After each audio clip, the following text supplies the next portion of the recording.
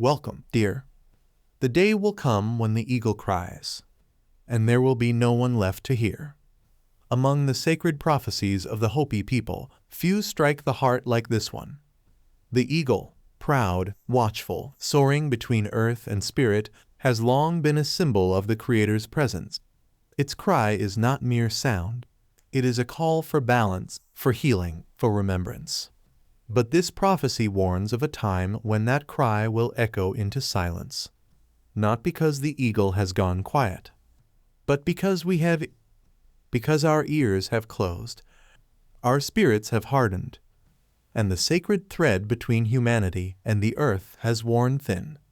It is a prophecy of grief, yes, but also a final chance, a call to listen again, to remember what is sacred, to honor the land, the sky, and the winged ones who still call out to us. So when you next hear a bird's song or catch sight of an eagle overhead, pause, breathe, listen. You may be hearing more than just a sound. You may be hearing a message from the spirit world. In Hopi tradition, the eagle is more than a bird. It is a sacred messenger flying closer to the Creator than any other creature. Its feathers carry prayers. Its shadow signals change. Its cry, a voice from the spirit world calling us to remember who we are. But now, something has shifted. The eagle still cries, yet no one listens. Once, the people watched the sky, listened to the wind, read the river's story, and spoke in silence with the trees. Now, drowned by noise, distracted by machines, we've forgotten how to hear. This prophecy is not just about the eagle. It's about us, our forgetting, our deafness to the sacred voices of the earth.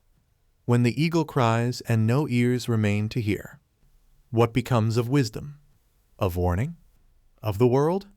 We were meant to walk in harmony, but the path has grown faint beneath our feet.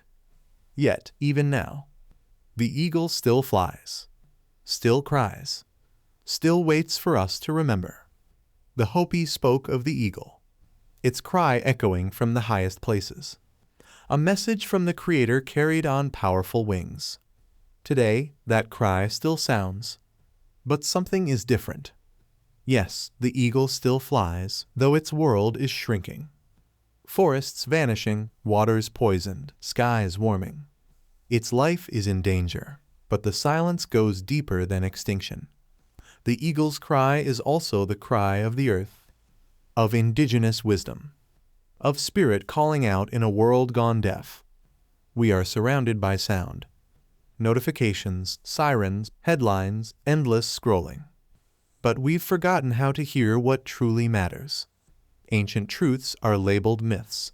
Sacred signs become fashion trends. The pain of people, animals, and the planet, reduced to content, consumed and forgotten. The prophecy was never just about a bird. It's about what we've lost. Our listening, our reverence, our connection. The eagle hasn't stopped calling. But maybe we have. And still, the question remains. Can we remember how to hear before it's too late? When the Hopi speak of a time when no one is left to hear, they're not only warning of ecological collapse, they're speaking of something deeper, the fading heartbeat of the human spirit. Across the world, indigenous languages, the original prayers of the earth, are vanishing. Ceremonies that once aligned people with sky and soil are being forgotten.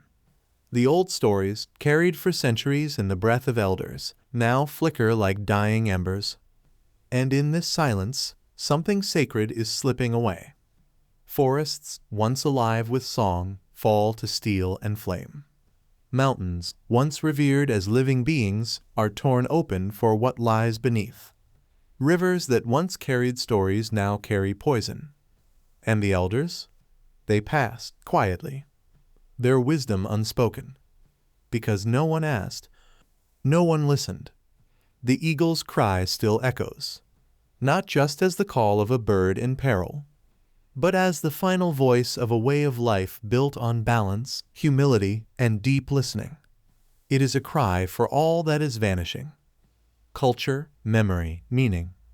The sacred itself. When no one listens, what becomes of the sacred? When we no longer hear the earth speak, do we stop being part of it? This prophecy is not just about the Hopi. It is about all of us. But a prophecy is not a prison. It is a warning and an invitation. If we can remember how to listen, if we can return to reverence, then perhaps the cry of the eagle will become a beginning, not an end. The Hopi prophecy speaks of a time when the eagle cries, and no one is left to hear. Its meaning reaches far beyond forests or feathers. It speaks to something deeper, the spiritual deafness of modern humanity. So many today feel it. A quiet ache, a disconnection from the earth, from each other, even from ourselves. We fill our days with noise, but inside there is silence, not the sacred kind, but the silence of forgetting. The Hopi, like many indigenous peoples, teach us to listen not only with our ears, but with our hearts, to feel the land speak beneath our feet, to hear truth in dreams, to sense the spirit in wind and water. But in a world ruled by fear, greed, and endless distraction, many hearts have gone quiet, not because the messages stopped coming, but because we stopped knowing how to receive them. This prophecy is a warning, yes, but it is also a mirror. It gently asks, have we forgotten how to pray? Do we still honor our dreams? Can we feel the sacred winds or hear the cry of the sky? If not, then we are the ones no longer left to hear. But prophecy is never the end. It is a chance to turn, to return, to remember, to open the heart again, and listen. The Hopi prophecy carries weight, a cry from the eagle and the silence that follows. But this message is not without hope. In fact, its purpose is not to frighten, but to awaken. In many indigenous traditions, prophecy is not fate carved in stone. It is a warning wrapped in mercy, a chance to change course. If we remember who we are, if we choose to listen again, the worst can be softened, even avoided, because the eagle still cries, and we still have time to hear. So what can we do? Return to the sacred, through prayer, ceremony, or quiet moments in nature.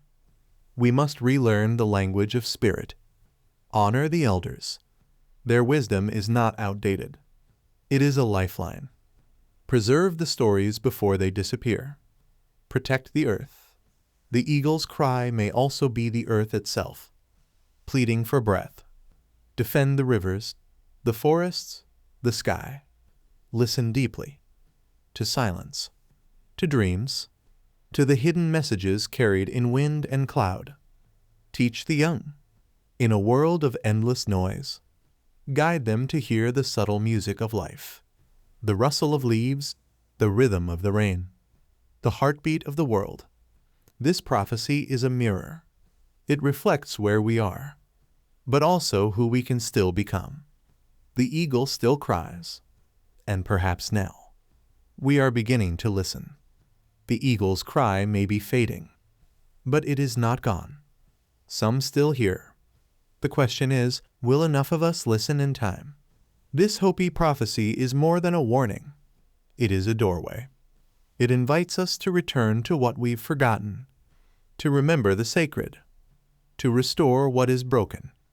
We must not wait until the eagle cries over a world too deaf to respond, or worse, over a world where no one is left at all. We must listen now. We must answer. Because in the Hopi way, prophecy is not a curse.